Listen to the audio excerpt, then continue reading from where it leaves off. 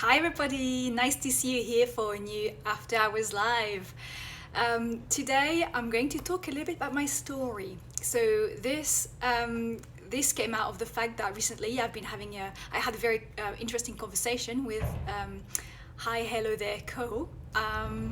We discussed art and how it's perceived, its role in society, and how what it means to us personally as well. And at one point, Jason asked me, why did you decide to pursue your creativity as a career? Why not be a scientist, politician, stockbroker, retail manager instead? Something like that, basically. A job or a career with a slightly better reputation and that is slightly more practical. And his question was originally intended for my monthly live Q&A, but thinking about that question, I thought that in order to answer it properly, it would probably take quite a bit of time, and it would take quite a bit of time out of the Q&A, so I decided to give it its own after hours. Sorry. And so this is what I'm going to talk about today. So this is essentially my origin story. Like when I realized I was like, oh my god, I have an origin story like superheroes do. So that made me super excited, super happy to talk about this today.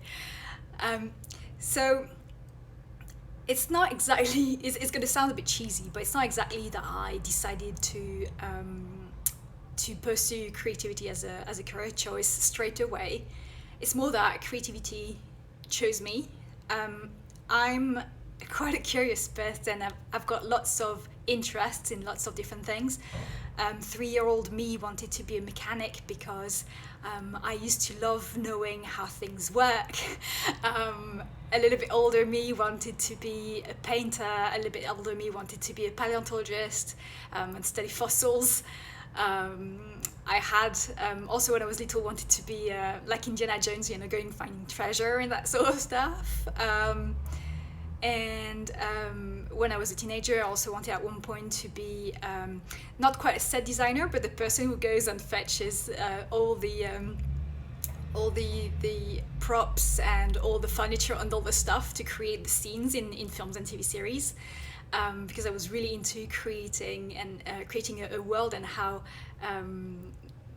magical that is to just out of objects you can create a whole story, like you can create a whole world and atmosphere. So I wanted to do that at one point, and then I essentially grew up in a culture and society where they're scared, that has really high regards for classical art, but at the same time is really scared of it. So a culture where that believes that if you don't have at least a master's degree, you're not going to get a good job in life, and that you're not going to be able to make money, and a culture that believes that artists are essentially destined to starve and that can't make any money.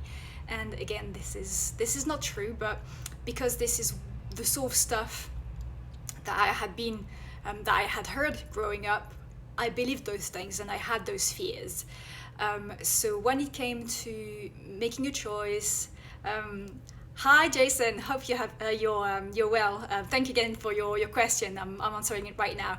So yeah, as I was saying, I was scared, and so even though I was interested in creativity, when it came to choosing what to do into like higher education and then later as a job, I decided to try to find ways to be creative, but in a more practical way. Again, I'm saying practical because that's I don't believe necessarily that practical is better than purely creative careers, and creative careers can have a practical side as well. But essentially, so I want to look into a practical side of things, and at first I looked into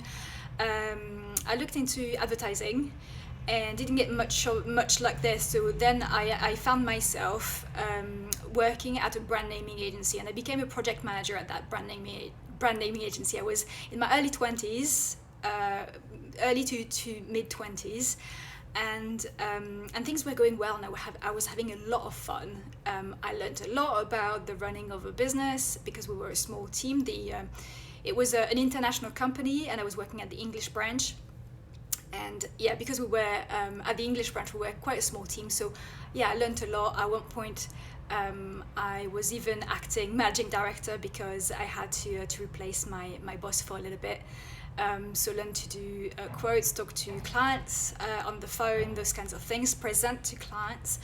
And then unfortunately, so I was there for a while, and unfortunately after a while, there's a point where the company struggled, and the English branch struggled and had to close down, and that's when I was made redundant.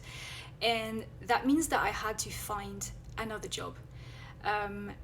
Then I didn't really know what to do. I had to find something quickly. So, because at the time I was sharing a flat that was quite expensive, and had to pay rent and the bills. So, so yeah, I found a new job in the city of London, and sort of like about a month into the job, I could feel in my gut that something wasn't right. But then I put on the fact that maybe it was because it was a new job, and so I wasn't very comfortable in it yet. And then as time passed, I felt worse and worse, and it became really clear to me that I just wasn't happy. And it's just a question of like my values and the company's values didn't align, and the company culture just didn't match what I would expect from a workplace. So it's just that the place wasn't right for me. And yeah, for a few months I became very unhappy. I felt really unfulfilled, and all of that impacted my personal relationship. I put on some weight as well. I was in a hole, essentially, until one of my friends was an author. Had a story she had written a long time ago, and wanted to make a children's picture book together. Like, she knew I liked to draw, and I was still doing creative stuff in my spare time, just not professionally yet. And yeah, she knew that I like to draw and do things, creative things. So she said that since she wanted to give that book to her niece's daughter, who was I think 3 at the time, yeah, like if I wanted to illustrate it, give it a go and have some fun with it. And I said yes, because I didn't have anything better to do in my spare time at the time. So I worked on that, and even though it was a lot of work and I had to learn a lot because I had no clue where to start at the beginning, all of a sudden it was like something lit up in me, like it was a creative spark, and I felt so much joy when I was working on that book that I came to think little by little, if I could do that every day, that would just be awesome. So we ended up, like, we made the book and and I decided to essentially stay at the company where I was, save up some money, and learn everything I could and anything I could about business, illustration, and the people that I admired at the time, so my first mentors. So stay in the company, so that my job would have lasted like a whole year. So I think I got about 6 months more in the company, saving money and learning on this side. Hi Loki from Spain, and Christina as well. Today I'm talking about how I came to become an illustrator and why I decided to pursue a creative career. So after the 6 months were up, I had saved up enough money to get started at least. I had told myself from the start that I was going to try it, see how it went. I told myself that I could get a part-time job if I needed to help with the bills and everything, because at the time I lived in London and life wasn't cheap.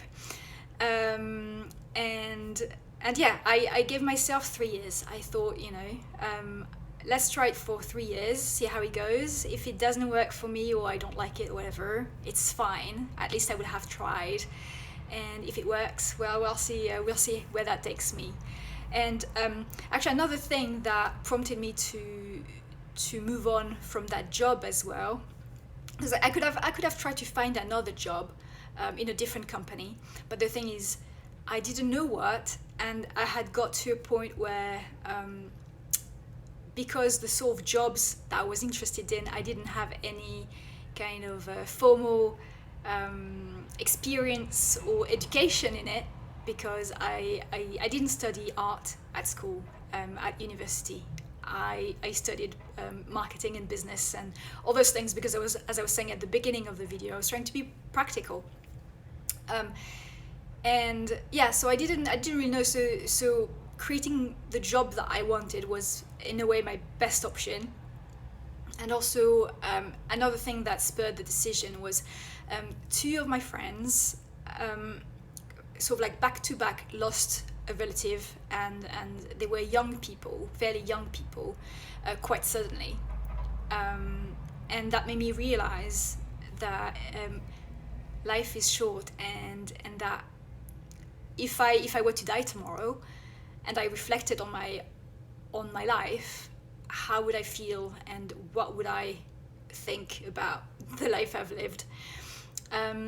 So yeah, so all those things together. So as you can see, in a way, it was the reason I decided to pursue creativity as a career choice, was part interests, because that's something that's always been with me, being curious, being creative, no matter how it shows up. By the way, it doesn't have to be I'm an illustrator right now, but if at any point I decide that I need a different creative outlet for what I want to put out into the world, then I'll make the move, I'll make the change. Illustrator, this is just a label, and there's lots and lots of ways we can do creativity. So yeah, it's part interests and part circumstances. So the fact that I was in a job where I wasn't happy, that I got that opportunity to illustrate my very first children's picture book, that got published by a publisher afterwards as well, and the fact that I could see the kind of person I was becoming by not being happy, and I didn't like that person, and the fact that I didn't want to regret my life, and I didn't want to have to think that I had walked. In French, there's an expression when you basically like walk by your side, so like you're just not yourself, and you're just in a parallel version of your life, but that is not the life where you will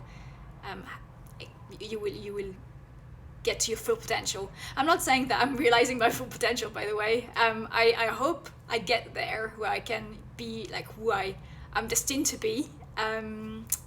But yeah, I think making that jump was necessary for me. And in a way, if in the first place I hadn't lost that first job when I was a project manager at that brand naming agency, I was quite comfortable in that job. And if I had been more comfortable in my job, things might have been very, very different. I probably would have taken a very different path to where I am now. So that's why it's part circumstances, part interests. I'm happy for now, and like I was saying, if anything doesn't feel right anymore, I'll just make sure to change it. So there we have it. This was my origin story. I hope you enjoyed this video. If you have any questions, pop them in the comments. I will make sure that I post this video on my IGTV, and it will also be on my grid. What was I going to say? Well, thank you very much for showing up. If you've enjoyed this video, remember to like and follow me if you're not already following me. Also, if you want more of that kind of stuff, so like inspiration, joy, like fun stuff, do subscribe to my newsletter. Do become a member of the club. The link is in my bio, and very soon I'm going to be announcing a few product launches. I'm going to be announcing the launch of a new service as well. I'm going to be doing mentoring sessions. So yeah, do join the club. Do subscribe to my newsletter if you want to hear about those things firsthand and before everyone else. I hope you have a lovely day or a lovely evening, depending on where you are in the world. And I will see you next Monday for another After Hours at 5:30 p.m. British time. See you guys!